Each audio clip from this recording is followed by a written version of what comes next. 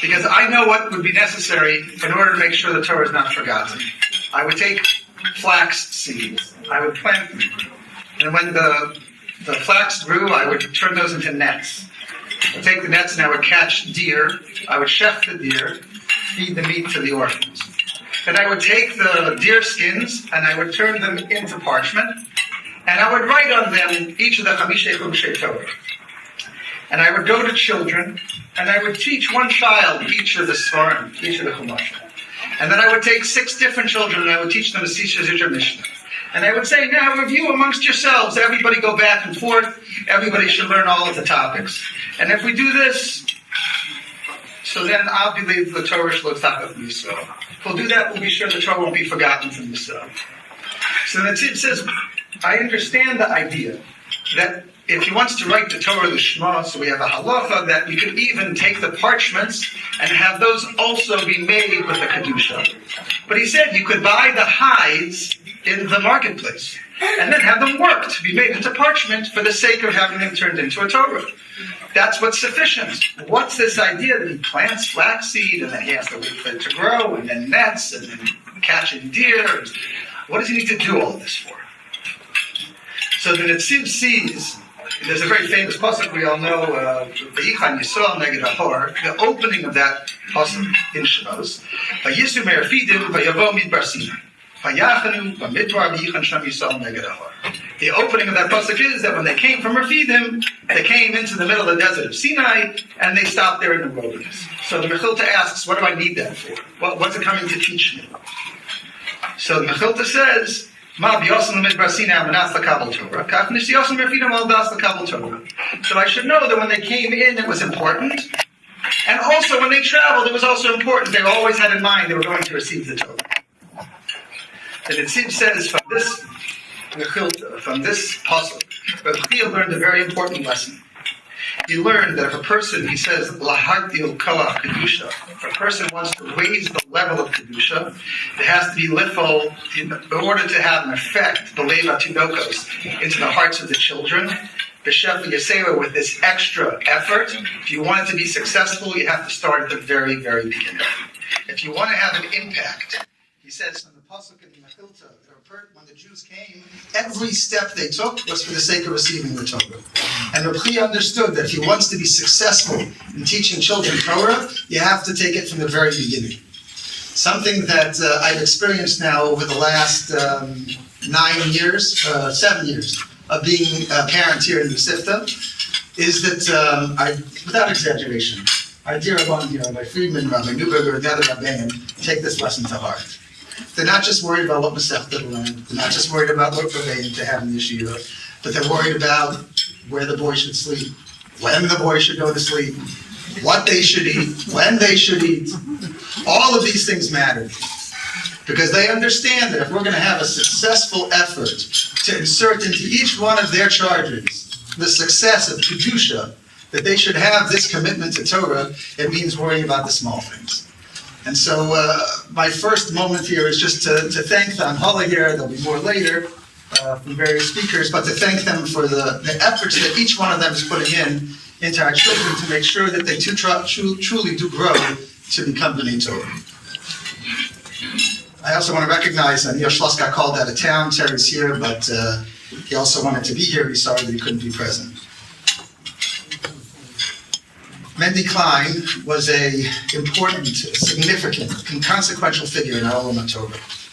His tzedakah influences and his interests were global, but he was also a father and a grandfather, and he had a particular connection to our Mesivta through his grandson, Hari. Given Mendy's sudden passing, the yeshiva wanted to dedicate the incredible accomplishment of these Siyumim that we're about to make, Le'ilu Nishmas Menachem Moshe ben Naftali Herzka. I want you to understand these Siyumim are a tremendous achievement. Almost half the Mesivta have completed the entire Maseches Kedushin this year. That takes a considerable amount of dedication and persistence. Yasher Koach Leben.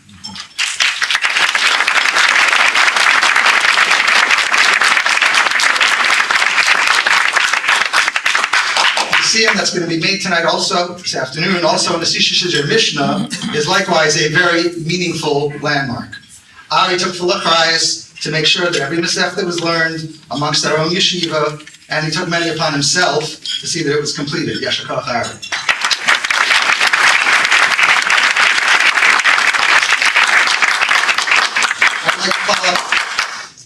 I'd like to call up Ari's father, Mendy Klein's son-in-law, which will help him to introduce the Siyum.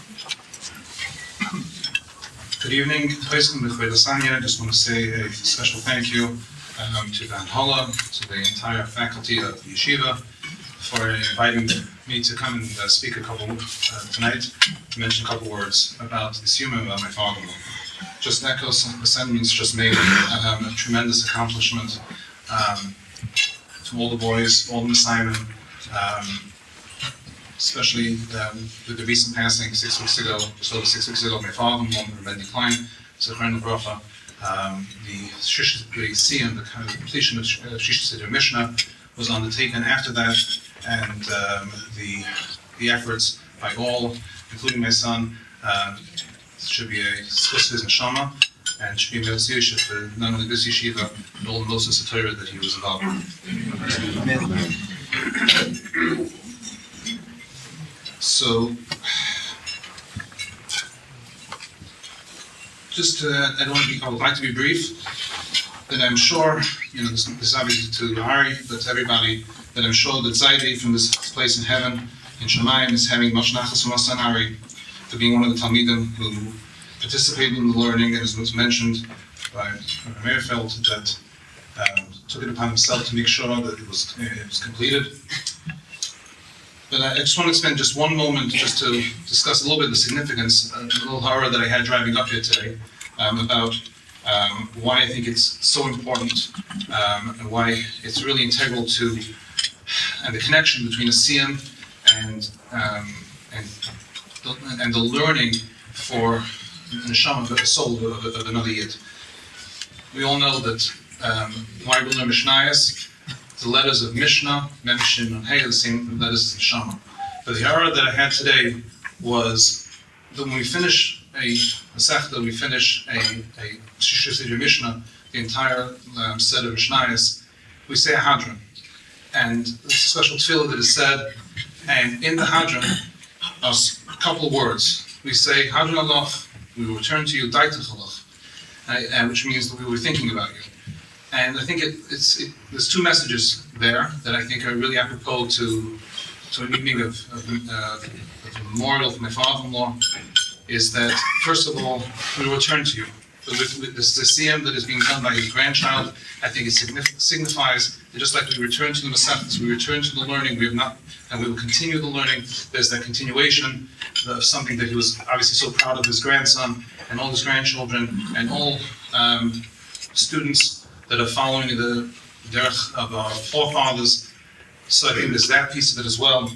And obviously, we say Daitach Allah as well, that as we just finished the Shloshim, that we will not forget about you, not who you were, not what you have done and what you did. And as was mentioned several times by the Levaya, and afterwards, he created a legacy that is incumbent on us to ensure that there's continued.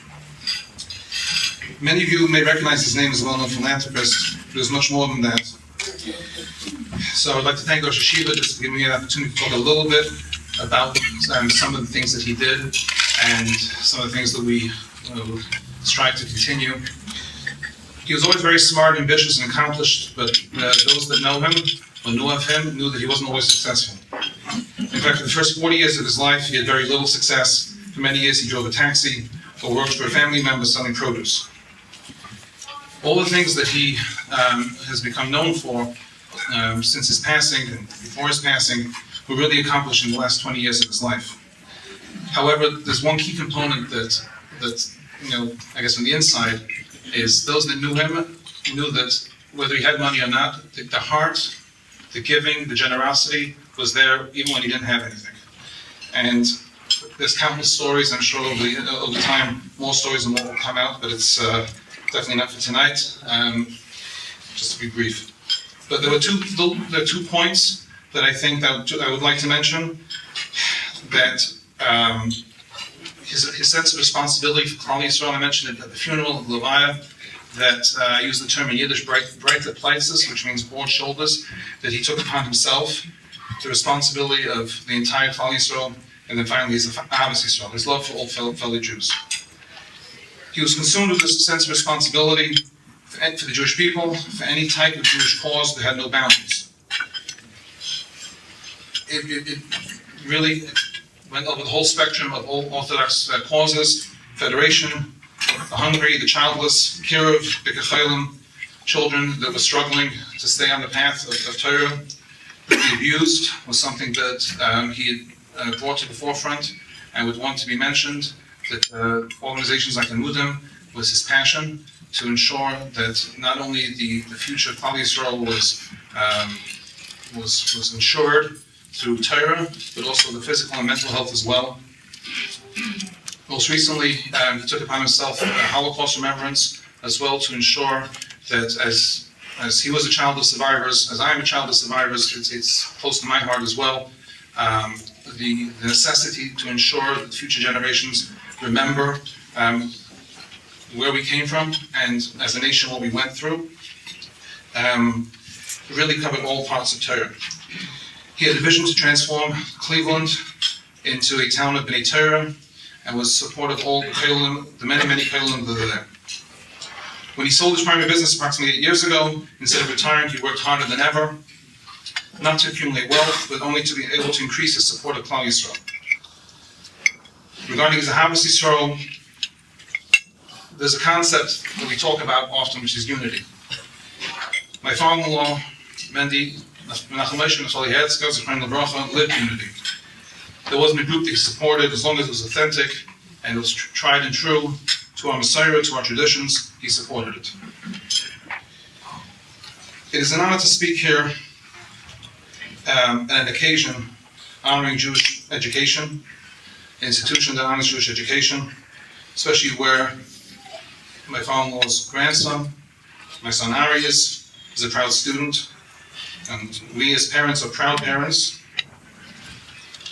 Above all, he valued all children and worked to ensure their success.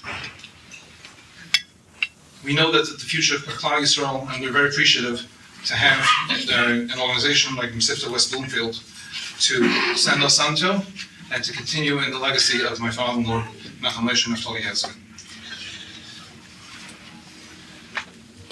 Just likely with one message, that we don't need to be philanthropists to learn from him. We can all feel responsibility for Klal Yisrael. We can learn from him to be a force for unity and not to be divisive. And no matter how successful we are, to always remember where we come from. Not only our history as a nation, but individually as well. And if we are inspired by his example, it will truly be a zchus for his neshama. And hopefully it will be Me'el Yosha, as mentioned, for all of us and for all of Klal Yisrael. With that, I would like to call up the Messiah. Please join us, and join us for not only the Siyum of Kedushin, but as mentioned, the Siyum of Shishis and Mishnah. First, the Messiah for Kedushin: Yaakov Baron, Chaim Yaakov Cohen, Mordechai Cohen, Abba Friedman, Yehuda Meir Friedman, Rafi Gelberman, Michal Katz, Yitzchak Katz. I was told I need to give a shout out to Nachum Levinsky, so I will call Haboch HaChashuv Nachum Levinsky, Yehuda Meyerfeld, Sheftel Yedidia Miller, Avigdor Pollack, Yaakov Meir Pasek, Yehuda Durden, and Zevi Rubin, and making the Hadron on Yisach's Kedushin will be Avram Asher Adler, being Messiah in Kedushin will be Avram Asher Adler, making the Hadron for all, both Siyum will be Nachi Eisenman, and completing the Shishis of the Mission will be Son Ari Halper.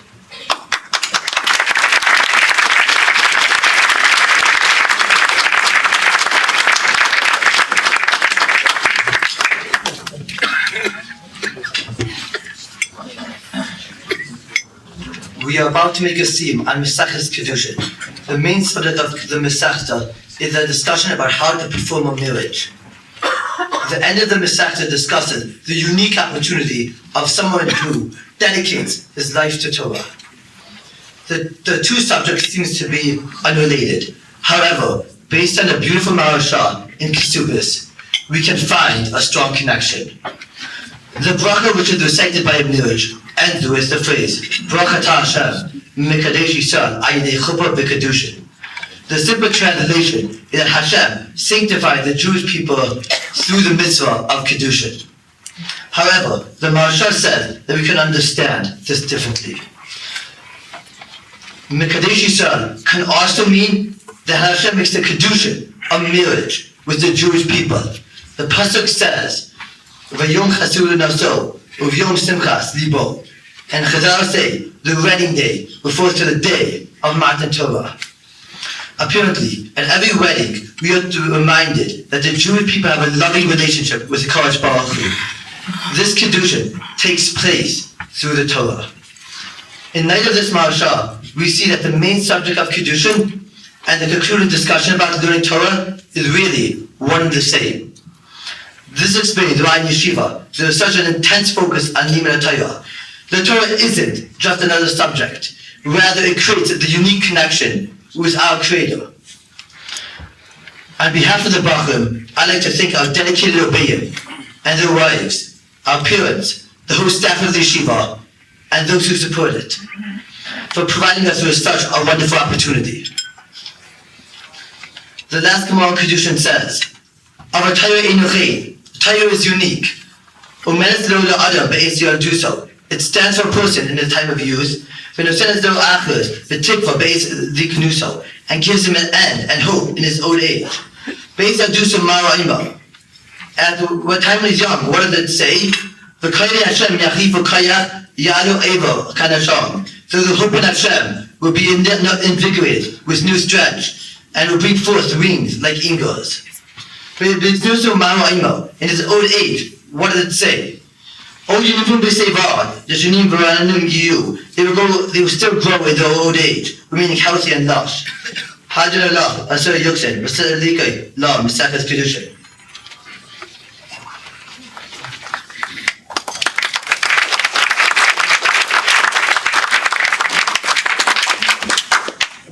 Last Mishnah in Shah says, Amar Yeshua ben Levi. Yeshua ben Levi says, Asar HaKadosh Baruch Hu lahanchul l'chol tzaddik shalosh mediyos v'asara ulamas. In the future, Hashem is going to give to all of the tzaddikim 310 worlds as an inheritance. Shneimar, it says in the pasuk, lahanchul ohava yesh v'torseim amale. I have what to give to those who love me as an inheritance, and I'm going to fill their storehouses. And yesh is Gematria 310. Rishon ben Chalafta. Rishon ben Chalafta says, Hashem couldn't find a keli to hold all the bracha he wanted to give Klal Yisrael except for Shalom. Shneimar, the pasuk says, Hashem Hashem gives strength to his people. Hashem yivarach tzalm v'shalom, and he blesses his people with Shalom. Hadron Alach Shisha Sidra Mishnah.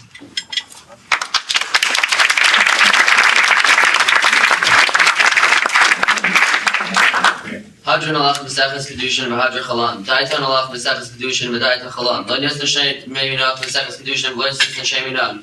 Lo ba'alma dain v'lo ba'alma dase. Hadron alach b'sechas kedushin v'hadra chalan. Daitan alach b'sechas kedushin v'daita chalan. Lo yas n'shem inach b'sechas kedushin v'lo yas n'shem inan. Lo ba'alma dain v'lo ba'alma dase. Hadron alach b'sechas kedushin v'hadra chalan. Daitan alach b'sechas kedushin v'daita chalan. Lo yas n'shem inach b'sechas kedushin v'lo yas n'shem inan. Lo ba'alma dain v'lo ba'alma dase. Yehira Tzomavnecha Adonai Eloheinu Elohei Avosenu Shetei Sayrascha Umanu Seinu Ba'elam Hazeh V'Sehi Manu L'Olam Haba Chanina Bar Papa Rami Bar Papa Nachman Bar Papa Achai Bar Papa Abamari Bar Papa Rafram Bar Papa Rachish Bar Papa Surcha Bar Papa Ada Bar Papa Dara Bar Papa Harav No Adonai Eloheinu Es Divrei Sayrascha B'Finu B'Fiyos Atmincha Beis Yisrael V'Niyah Kulanu Anachnu B'Tetzoinu B'Tetzoei Amcha Beis Yisrael Kulanu Yodei Shemecha B'Landidei Saryasecha May I buy Tichak, many bits with Sach Kilo Ilam Hili Bisa, maybe Kukachal Man Loevash. Loila Layashkach, Bikudecha, Kibamchi, Sani Burkhato, Adrelam, Dini Kukachal, Amen, Amen, Salabahed. Wajman Rachnu Fanacha, Adnei Elohim, Elohim, Sinish, Samta Chalkinum Yoshve Samedrash, Loy Samta Chalkinum Yoshve Kronis. Shanu Mashkim, Behemashkim, Anu Mashkim with the Dibre Sarah, Behemashkim with Varmatalim. Anu Amilim, Behemamilim, Anu Amilim, Mukal Masachar, Behemamilim, Behinam Mukal Masachar. Anu Ratzim Behem Ratzim, Anu Ratzim L'chaya Olam Haba, Behem Ratzim L'Be'er Shachas. Shnemar ba'ata lehim tirideim lever shachas anshe damim umirma lo yakatsu yimehem v'ani yaftach bach.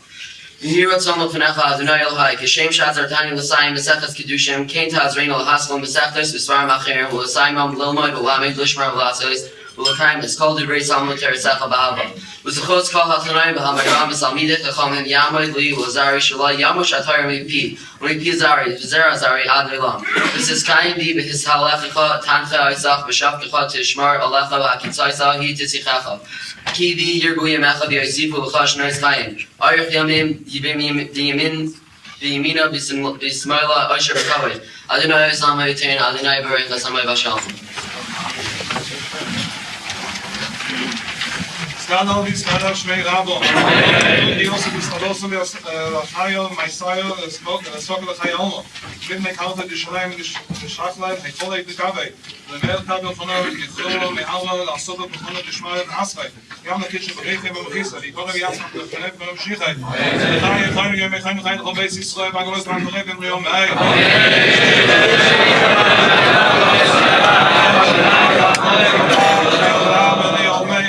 Yisodach v'shtabach v'yispah v'yisra v'yisnasai.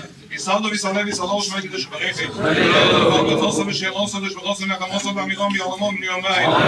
Yisrael v'algomonon al t'midayim v'akom Kommen was bereist die Abtrasse und ein wieder vor Sabas. Ja, ich habe schon schon mal Kinder bei Kids gebracht mit drei Richten mit seiner Realität. Der Ökonomik und mal werden geschmei bei Arab in Yom. Schon mal da mit Schnai wir haben Teufel mal eine mal Paul Israel Yom. Ist schon im Raimab, hier ist schon mal eine mal Paul Israel Yom.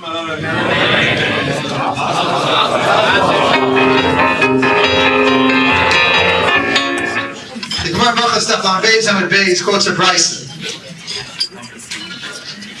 Taner Rabbanan. Arba'a Tzrichim Chizuk ve'Eloheim. Torah, Ma'asim Tovim, Tefillah, v'Derech Eretz.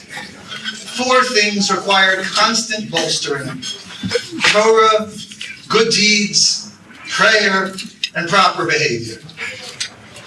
I would like to give my wife's and my personal Hakaras HaTov to Rabbi Aaron Daniel. Not only does he make sure that my sons and all the Bachrim receive a quality general education, but he does it in a way that constantly elevates Torah, Derech Eretz, Ma'asim Tovim, and even Tefillah, by his own behavior and by modeling these important videos. Thank you, Rabbi Daniel, and also to all of the English staff for all of their efforts on our boys' behalf.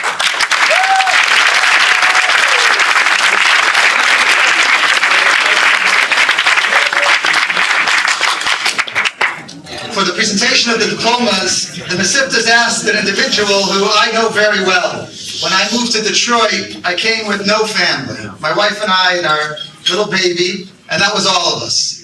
And we made friends, but amongst the friends that we made, many of them also had no family here, and so we were our own support system. But one of our friends, the Eismans, had the good luck to have their parents here, the Broners. And so the Broners became Sab and Savta to the whole clique. So, Baruch Hashem, I am able to say that I know Sab and Savta Broner for the 25 years that I live here, and we have a person to personally to them as well.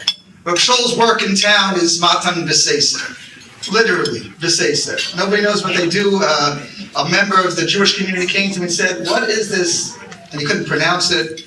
He said, "Is that like for real?" I said, "Oh yeah, it's for real." And so the work that's done by Rabbi Broner and Azeshus Chayil is intended to be, I have to stop talking. If I could please ask Rabbi Broner to come up to present the diplomas to the graduating class. Mazel Tov to our graduates. I'm going to hand you a piece of paper, which is a document. You worked very hard, but Lemaise, it's a piece of paper. The safe is in your mind, in your head, and that's not going to get lost. Even the frame that you're going to put it on in will be elsewhere, but it's the ideas that you have and the accomplishment. I wish you atzlacha and your next step, wherever you will go. Okay. The first graduate is Avon Osher Adler.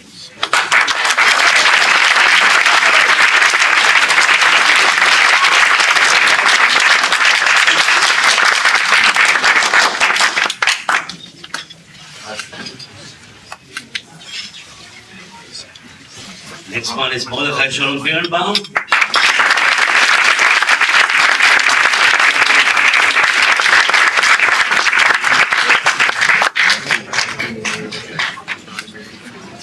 Next is Mordechai Cohen.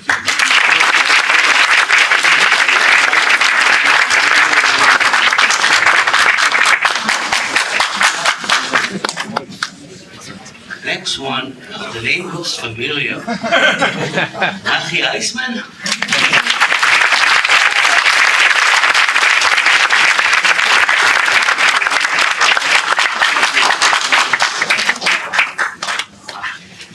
Next one is Daniel Fota.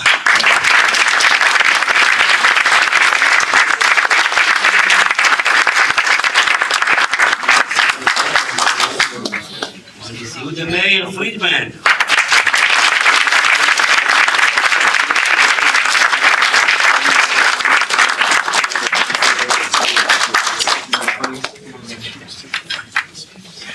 Next one is Eli Lazar.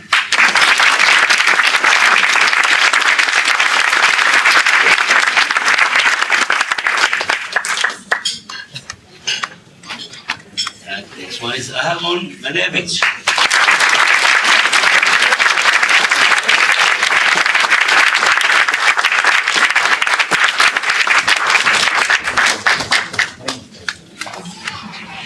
Next one is Yehuda Meyerfeld.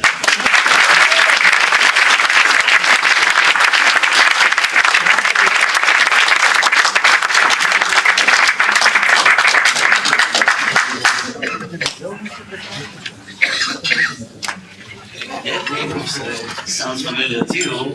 Yaakov Meir Pasik.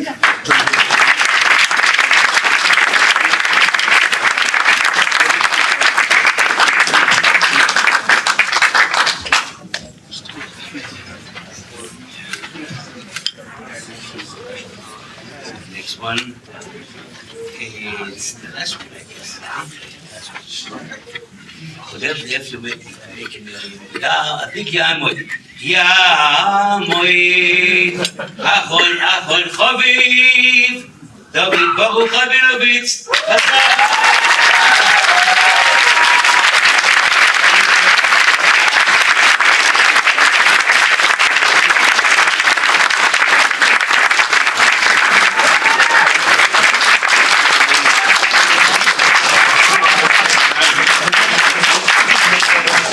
Under the leadership of Rabbi Neuberger and Rabbi Friedman, the Mesivta is growing and versioning. Anyone who stops into the Beis HaMedrash, well, let me just say, sometimes I come into davening with the boys and I can't find a seat anymore. The boys are all very polite, they all offer, but the truth of the matter is, there's not a chair for the guest. Baruch Hashem, over the years of my children's enrollment in the yeshiva, it has been a bracha to see the growth of the yeshiva. And it's an honor that we have the Toledo contingent. I just had a chance to meet the Lindermans. There's a good connection to the past and to the future that the Mesivta has. And it's so wonderful to have the Steins being honored tonight. I want to ask Rabbi Neuberger to come up and make a presentation.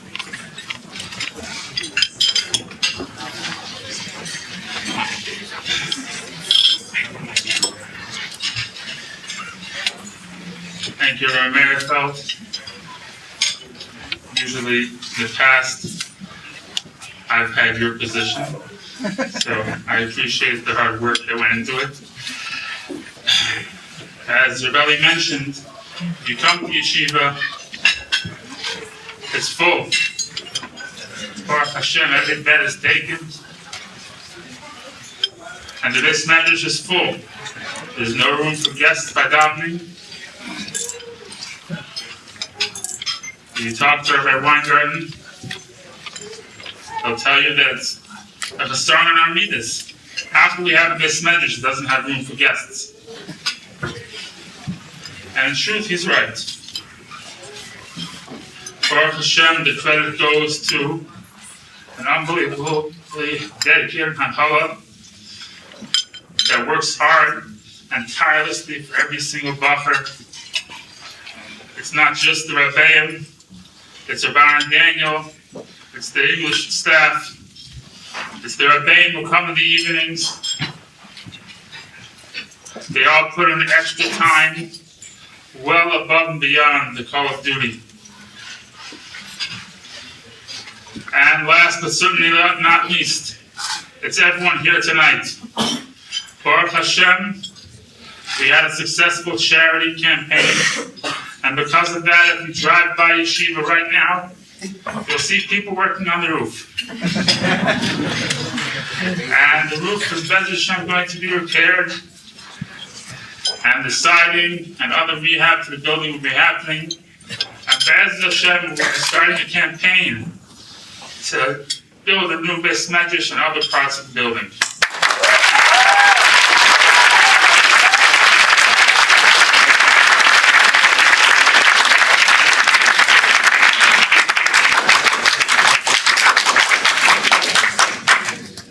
But we can't forget our roots. And our roots started when the yeshiva was 9 Bachram. A couple of them are here tonight, in fact. And we just had 9 Bachram, or Freeman and myself. Ron Dreyfus was driving down every night for night Seder.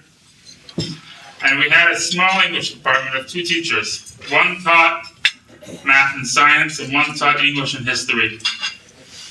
Mr. Freshour taught English and history, and math and science would go unnamed. But as it was going on after the first week and a half, it became obvious that the math and science teacher was not going to work out. And as anybody who's in this business knows, it's not always easy to find quality teachers. And we were looking around for another teacher. Someone mentioned to me there was an individual in town named Roy Stein. He's a Jewish fellow. Among many other things that he did in his lifetime, among teaching college, he at one point taught high school. So why don't you give him a call? So I gave him a call. And he said he's not interested. And I said, I understand you're not interested, but we're desperate. So he said, okay, I'll come in for 2 days. And he came in for 2 days. And the second day, he walks into what was the second classroom, which served as our office. And he said to me, you know, I'm looking at the Toledo Blade every day, and I don't see advertisements for a teacher. And I said, it's because we have one. To which he responded, and who is that? And I said, it's somebody who I've seen over the last little bit of time cares deeply about Jewish education and understands that teaching boys is not just about teaching them the subject matter, but it's about teaching them how to be menschliche Yidden and how to live proper lives. And I believe that this person bought into the idea of the Mesivta, and I believe he might stay on and teach. He didn't respond and walked out of the office. The next day, Baruch Hashem, he came back. He walks in and he says to me, I'll make you a deal. I said, sure. He says, I will teach here for the next 2 weeks for free. I said, great, you want to teach for free? You can stay forever. He said, that's a funny joke. You understand what I mean, do you not? I said, I understand what you mean. But I was right. He stayed on just about for free forever. Mr. and Mrs. Stein were the Refuah Kaidim Mamaka. I don't know exactly what brought them to Toledo. And no one knows HaKadosh Baruch Hu's ways, but there's no question that they were sent to Toledo, at least no question in my mind, they were sent to Toledo because the yeshiva would come there. And he would have an effect on Bachram that the boys invite the Steins to their weddings, and that till today, He is constantly coming up to Detroit to teach the Bachram under the guise of many different guises how to be a mensch. It could be auto repair, it could be science, it could be math. But the true thing he's trying to teach is how to be a God-fearing Jew and someone who goes by Tznei Lachas in a quiet, humble way and cares deeply about every other Jew. He introduced us to his friends, the Lindemans, and many who have joined us here tonight, and has been a friend of the Steins, have been a friend of the yeshiva straight from the start till now. Mr. Stein has truly bought into the dream of the yeshiva.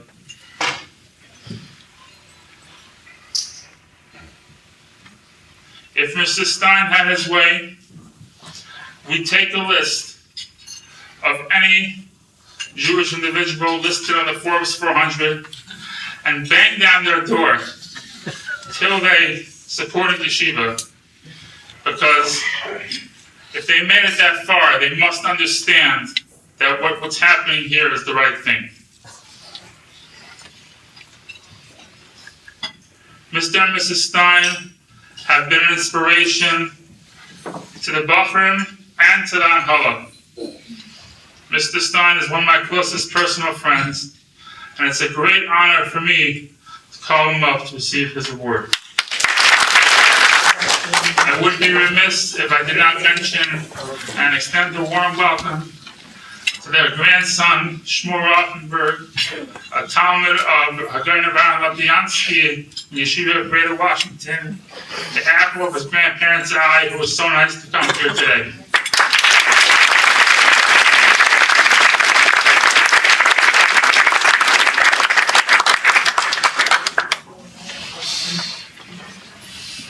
In honor of Roy and Sheila Stein, Kesser Shane Clay, Mesivta, Bloomfield, 12th annual dinner, June 19, 2018, the 6th of Thomas, 5778.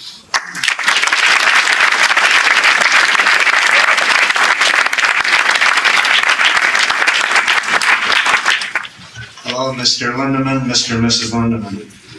They were secular school principals from Toledo. Mr. Lindeman did a very excellent job there. I'm happy to see you here, Bill.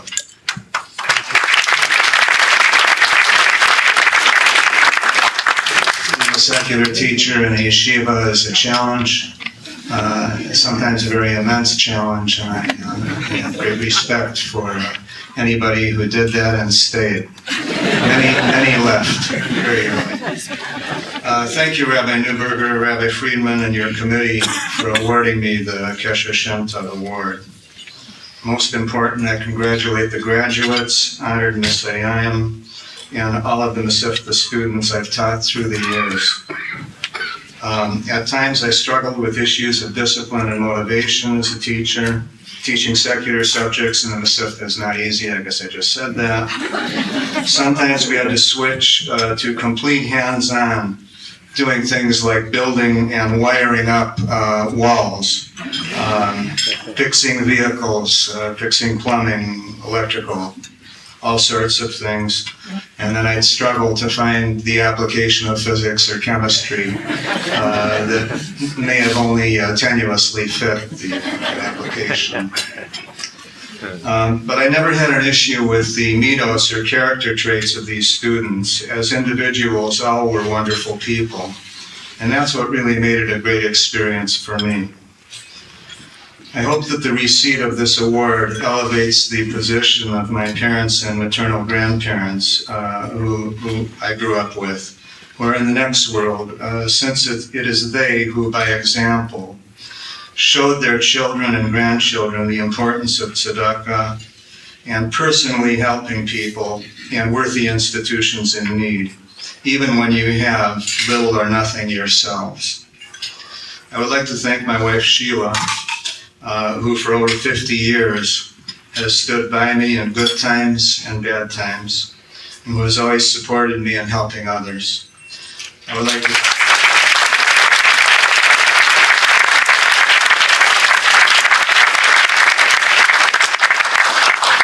I'd like to thank my family for their constant support and kindness, and a special thanks to my grandson Shmuel Rothenberg for coming here from the Beis Midrash of Greater Washington to honor me.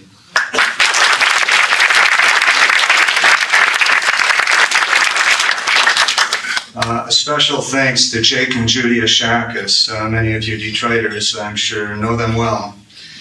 Jake, who has been a longtime friend of mine, we met teaching in the Detroit public high schools, was a master teacher himself. I learned a lot from him, and consider that I really learned how to teaching in those public schools, and it helped me later on teaching in the college level.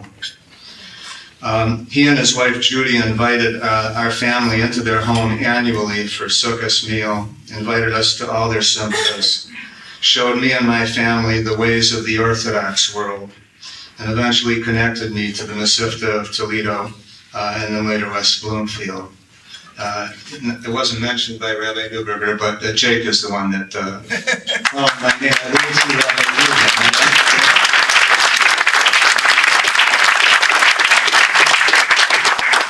Lastly, I thank the rabbis of the Mesivta of West Bloomfield for their friendship and asking for my help, which gave me the opportunity to contribute to the rabbis who give everything to their fellow Jews and to their worthy institution, the Mesivta of West Bloomfield.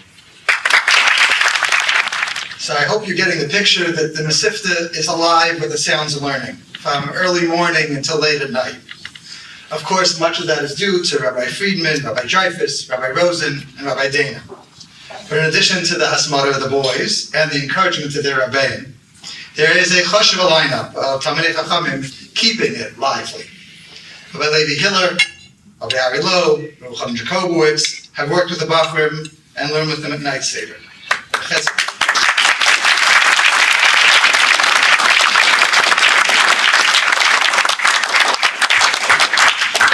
Chesky Finkelstein, Rabbi Simcha Klein, and Rabbi Yom Rothstein are learning with Bachrim a good part of the day. Recently, Rabbi Phil Chabur joined in with them as well.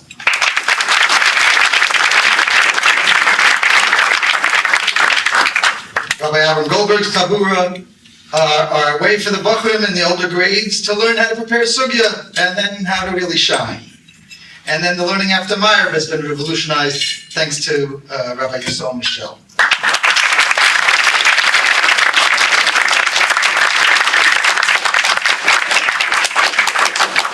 So from amongst that all-star lineup, I'm happy to introduce our final part of the program, Rabbi Levi Hiller, to present the award to Rabbi Jacobowitz. As mentioned, my position here in the yeshiva is to have the schus of coming every single night to be able to learn with a few wonderful bachrim.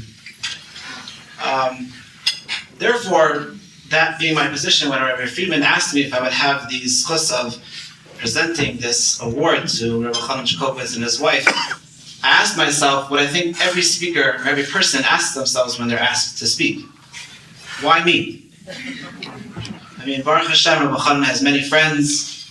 There are many chashvat Talmidei Chachamim here that could present this award as well. But then I remembered that, if you were wondering, whose head that is on the invitation, Baruch Hashem, the back of my head was able to make it to the front of the invitation.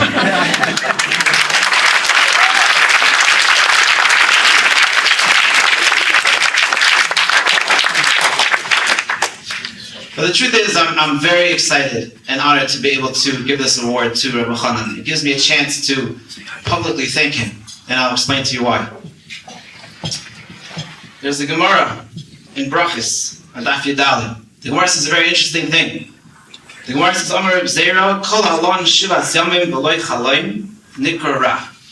If somebody sleeps for 7 days, or 7 days pass, and he doesn't have a dream, he's called Ra, he's called bad. So the obvious question is, dreaming is not a conscious thing, it's not my choice. Why, if 7 days pass and I don't have a dream, then I'm considered a bad person? It's not my fault. What does the Gemara mean? So I heard an unbelievable pshat. The Gemara is not referring to dreams that one has at night. The Gemara is referring to dreams that one has by day. The Gemara is teaching us that if a person lives for 7 days and doesn't dream about something, doesn't have a high aspiration, doesn't have a lofty goal, something that they want to make a difference in the world, they want to make a difference in Klal Yisrael, if 7 days pass and that dream, that goal is not on the forefront of their mind, then that person is called Nikra Ra. The Gemara is teaching us that we need to live not a mediocre life, but we need to live a life that follows our dreams. We can't forget about our dreams and their importance. Nosson Tzvi Finkel Zatzal, the Rosh Yeshiva of the Mir, suffered from Parkinson's disease for many years, and for many nights he couldn't fall asleep because of the tremors. And he once told someone that when those nights would happen and he wasn't able to sleep, what would he do? He said he would dream about how to be Marbitz Torah, how to spread Torah further in the Yeshiva of the Mir, how to make the Bachrim learn better. That's how he spent his time, following his dreams. In the biography about Reb Shlomo Freifeld, it speaks about a Rebbe that Reb Shlomo Freifeld had. His name was Reb Tlushkin. And Reb Tlushkin told Reb Shlomo Freifeld that he had a major regret in his life. And that was that one time he met the Lubavitcher Rebbe, and the Lubavitcher Rebbe said to him, Tlushkin, if I gave you $50 million right now, what would you do for Klal Yisrael? And Tlushkin didn't have anything to say, didn't have anything on the front of his mind, didn't do this, maybe that. The Lubavitcher Rebbe said to him, what do you mean? You don't have any dreams, you don't have any aspirations, you don't have something that you really want to do, there's just an obstacle of money? Again, the same idea, the same message, that we need to live with our dreams and our aspirations. The Jewish nation has many names. We're called Yisrael, we're called Yehudim. We're also called Ivri, like Eved Ivri, a Jewish servant.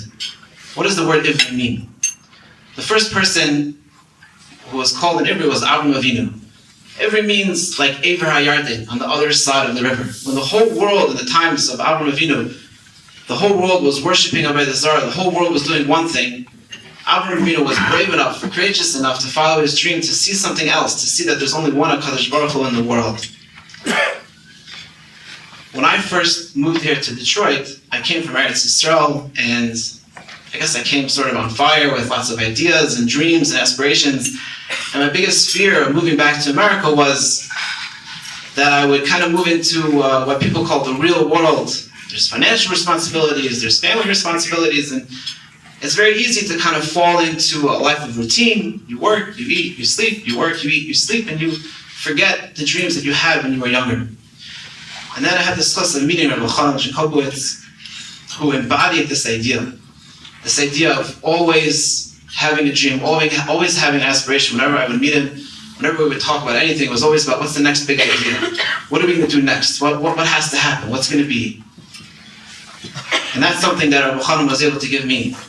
And that's something we've seen Rabbi Chanan and his wife, whether it's the many things that he's done, whether it's coming to the yeshiva here and teaching the Bachrim and instilling this idea on the Bachrim, as we see half the yeshiva finishing Mesivta and Shishi Sidrei Mishnah, those are only because the Bachrim have learned this lesson that you need to dream big, you need to follow those dreams.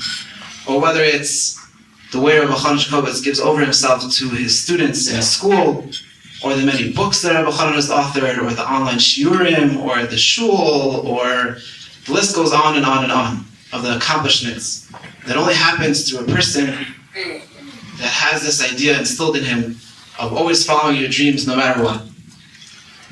Therefore, I would like to take this, I would have the pleasure of inviting my friend, Rabbi Chanan Jacobowitz, to please come up and accept his award for our Batzis HaTorah.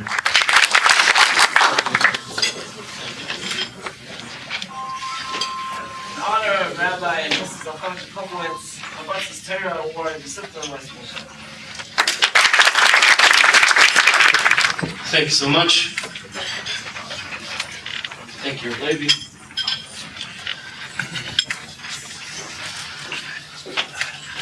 When Thomas Jefferson arrived in Paris to take over the duties as the envoy from the newly formed United States of America from Benjamin Franklin, His first stop was at the governor's residence to hand in his credentials. And the governor turns to him, and the governor says, "So you are here to replace Monsieur Franklin?" And he says, "No, sir. I am here to succeed him. Nobody can replace him." Emir Tzashem, shortly, Monsey, New York, if not Yerushalayim, Yer HaKodesh, is going to succeed Detroit as our location. But it certainly cannot and will not replace it. There's nothing, nobody, no place that can take the beloved place that Detroit holds in our hearts.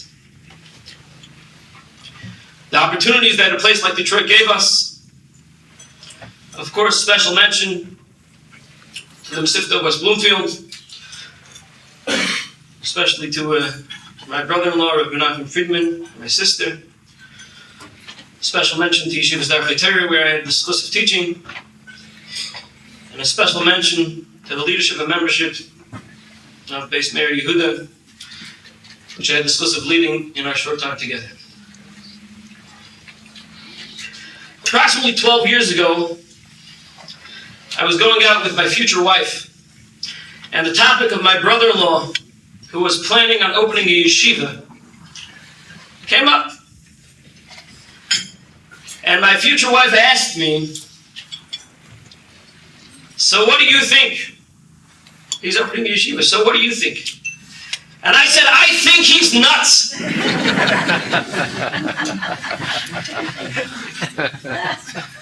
12 years later, I don't think he's nuts.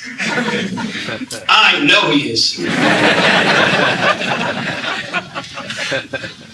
But I'm thinking, maybe it's not such a terrible idea to be a little nutty.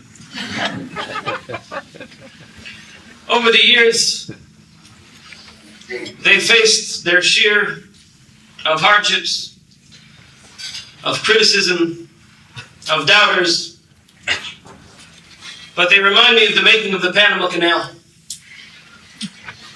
Not only because they know how to drill at your point of lowest resistance. When the Panama Canal was being built, the chief engineer was a fellow by the name of George Washington Goethals. And there was a lot of criticism. The country was putting in a tremendous amount of money, resources. People doubted it would ever work. And reporters, some things never change, would question Mr. Goethals at every turn. And he would never respond. And one day a frustrated reporter finally asked him, "Mr. Goethals, will you ever respond to your critics?" And he said, "Yes, I will." And they said, "How so?" To which he answered, "With the canal."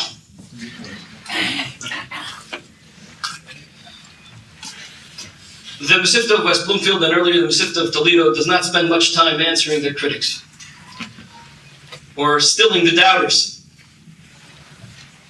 They just stick to it, and there's their canal. I believe they have answered elegantly.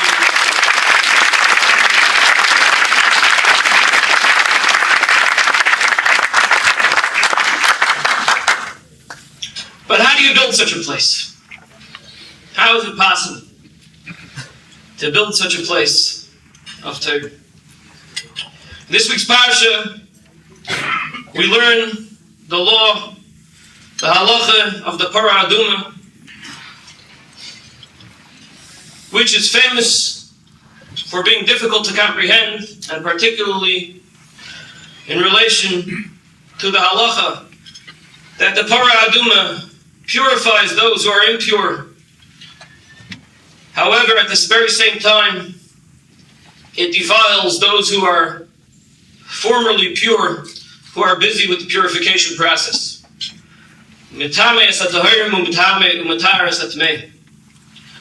Mefarshim say that since the Torah uses the word Zois Chukas HaTorah, this is the law of Torah, it must mean that this is not just an individual law, but representative of how one goes about establishing Torah and building Torah. Zois Chukas HaTorah.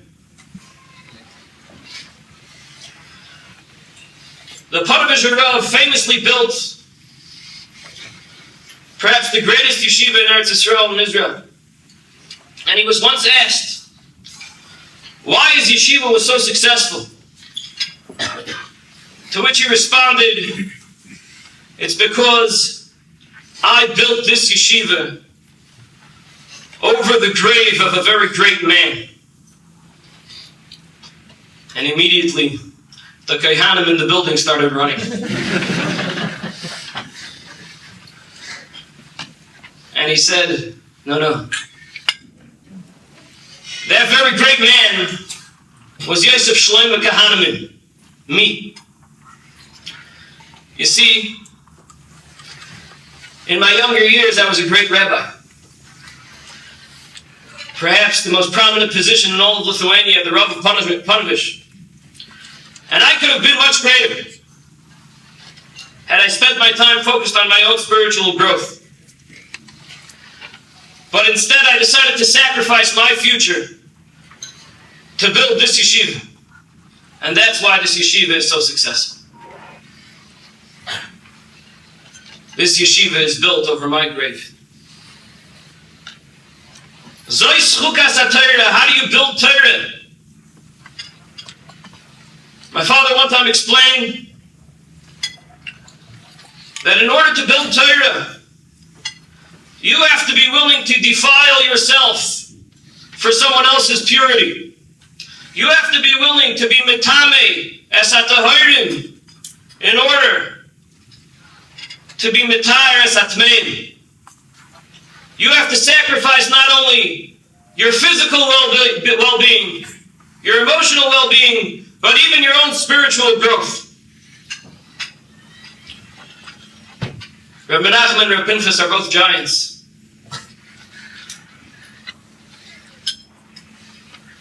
But they could have been even greater. They're great. But if they would have focused exclusively on themselves, I would venture to say that we would be hearing from them regardless. Maybe not as leaders of a Mesivta, but as even greater men than they are today. But Zois Chukas HaTorah, they decided to build Torah, and they put everything into the yeshiva. Their physical well-being, it goes without saying, their financial stability or lack thereof, but even their spiritual growth, they put everything into this Mesivta. And that's why they merited Zois Chukas HaTorah. But the truth is, it goes further. Because if one walks around with the thought that he's sacrificing to build Torah, then he's never going to succeed. The Chassam Sofer asks, it says, Zois Chukas HaTorah, and the Targum translates it as Dog Gzeira Seiraisa. Says the Chassam Sofer, the Magen Avraham tells us in Shulchan Aruch, that the language of Gzeira always includes an aspect of pain, of tsar. Where's the pain? Where's the tsar involved in Para Aduma? Says the Holy Chassam Sofer, there was incredible pain for Moshe Rabbeinu in this parsha. Because the Rebbeinu Shalom told Moshe Rabbeinu, L'cha ani megale, to you I will reveal the reason that everybody wants to know, the reason of Para Aduma. But la'acher mi'atar rashay legales, you are not permitted to share that knowledge with anybody else.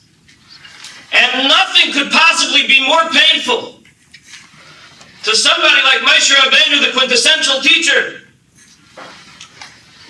than the knowledge that he has something, but he can't share it. And so, yes, the leadership of Mesivta of West Bloomfield has sacrificed everything for the success of the Mesivta. But to them, the greater sacrifice would be not giving, not sharing, not building somebody else. And I have proof. Occasionally I would suggest that perhaps it would be a good idea for us, my family, to join my sister's family for a Shabbos. And I remember one time suggesting that I would be available to come. I would like to come on a certain Shabbos. To which the immediate response was, the yeshiva is not in session during that Shabbos. And so you won't be able to speak and to help out with the Mesivta. Pretty good proof, I thought at the time, that their greatest pain is not sharing something with the Mesivta. But then I thought, you know what, maybe they just don't like me.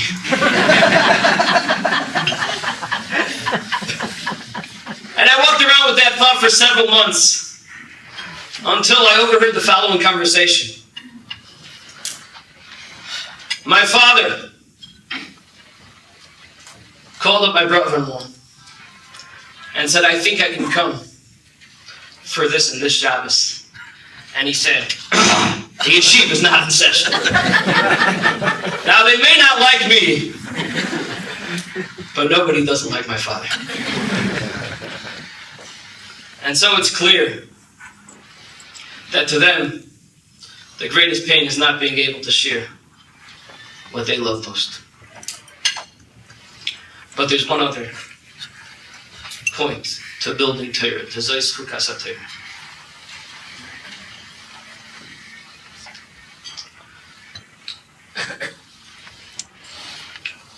My holy Rebbe, Reb Moshe Shapiro, Schusa Yavin Aleinu B'al Kol Yisrael, one time explained as follows. Chazal teach us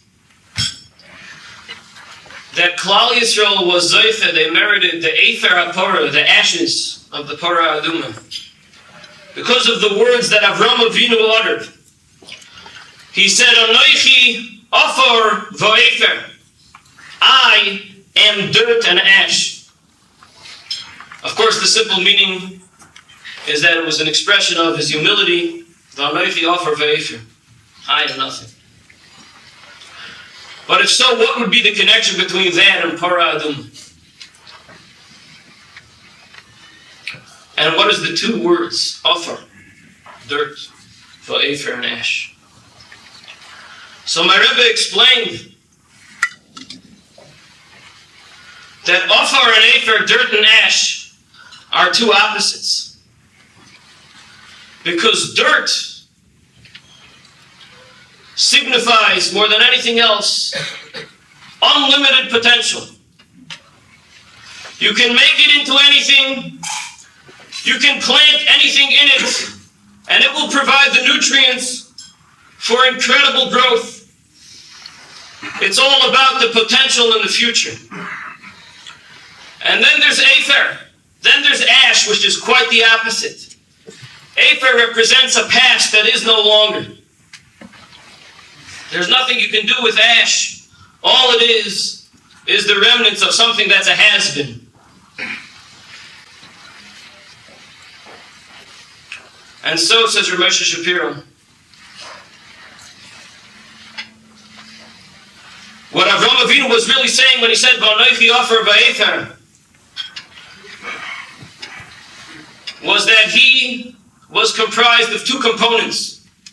There was the future and the past. People have the tendency to dwell on their past accomplishments. I assume that has something to do with awards given out by dinners.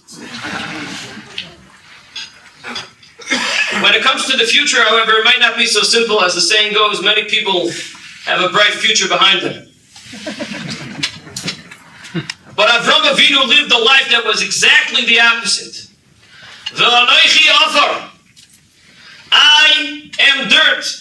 I have so much potential. There's so much yet to accomplish.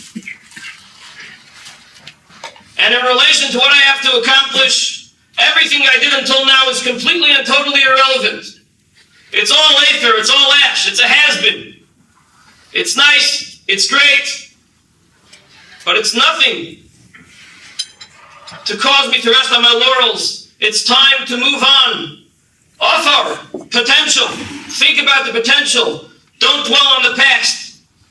It's done, Baruch Hashem, but it's aether. There's nothing to do with that. You need to keep on going. You need to keep on building. And that, says Rabbi Shapiro, is the message of the Parah Aduma. The Parah Aduma takes someone who's pure and makes him impure, and takes someone who's impure and makes him pure. And the idea is that when somebody has accomplished a certain level, he's reached a certain level of purity, he needs to know that in relation to where he should be in the future, that level of purity is now worthless. He needs to go higher, because for him that level of purity is now impurity. It is metamei satahirim. Don't think you're pure now, you accomplished and now you can rest. No. It's all nothing. It was good for the time, but now you did that already. Move on. Aether. It's ash. There's nothing you can do with it. And it's metame, it's metara satameim. If somebody is tame, if he realizes that there's more to do, then he moves on and he uses his potential to go on and build something higher. Offer. V'anoichi. Offer. V'aether. The story is told about two candidates running for Congress, and they were having a debate. And so one of them begins listing his ancestry. And he says, my father was a governor. My mother was Secretary of State. My grandfather was a senator. My grandmother ran the VA, and so on. To which his opponent responded, you know, I don't think you have what it takes to make a great congressman, but I think you definitely should be voted in as a great carrot. And he turns and he says, a carrot? What do you mean? And he says, well, it's very simple. You see, your best parts are underground.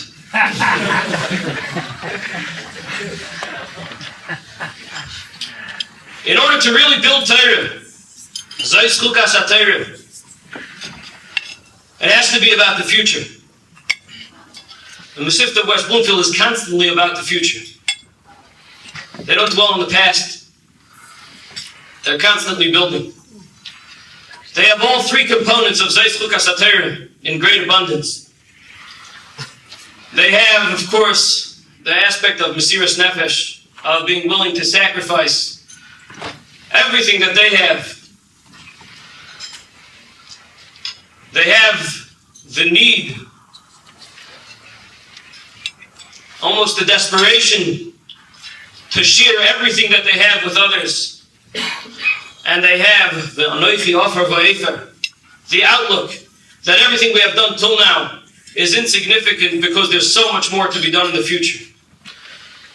And my bracha to them is that they continue building and building and building and building until we are Zeiche to the day of Yakutzu V'Yiran and Nusheichne Ofar, with the building of the Beis HaMikdash. B'mheira b'yameinu. Amen v'amen.